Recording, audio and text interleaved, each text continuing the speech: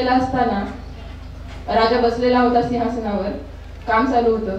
तेवढ्यात उडत उडत 2 पक्षी तिथे आले. एक होता छोटासा पक्षी कबुतरासारखा आणि त्याचा पाठलाग करत एक बहिरेचा सण आलेला होता.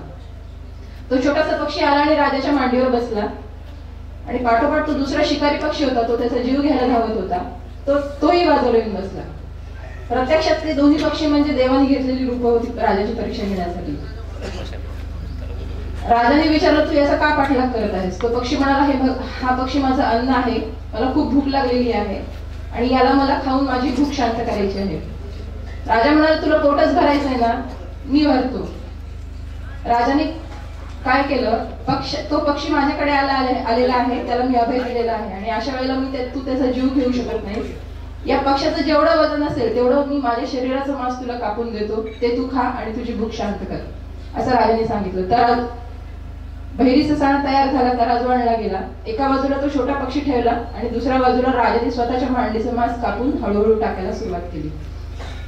आता राजाची परीक्षा घेण्यासाठी हे सगळं केलेलं असल्यामुळे कितीही त्यांनी शरीराचं मांस कापून टाकलं तरी त्या पक्षाचं वजन काही भरेना.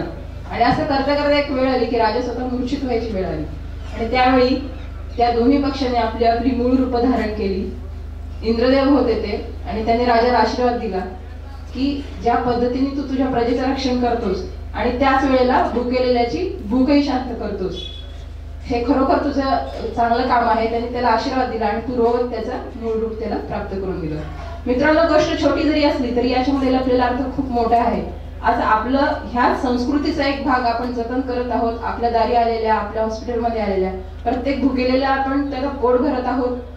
असं म्हणतात की दारी जर शत्रू जरी आला आणि तो जर भुकेलेला असेल तर त्याला आपण, आपली संस्कृती सांगते की त्याला अन्न द्या. आपल्याकडे अगदी एक जरी भाकरी असेल, एक पोळी असेल तरी आपण उपाशी राहून त्याला आपण अन्न देतो, भुकेलेल्याची भूक शांत करतो. या ग्रुपतर्फे हे खूप मोठं काम आपण करतोय, पुण्याचं काम करतोय. आपल्या सर्वांना या निमित्त खूप शुभेच्छा. धन्यवाद.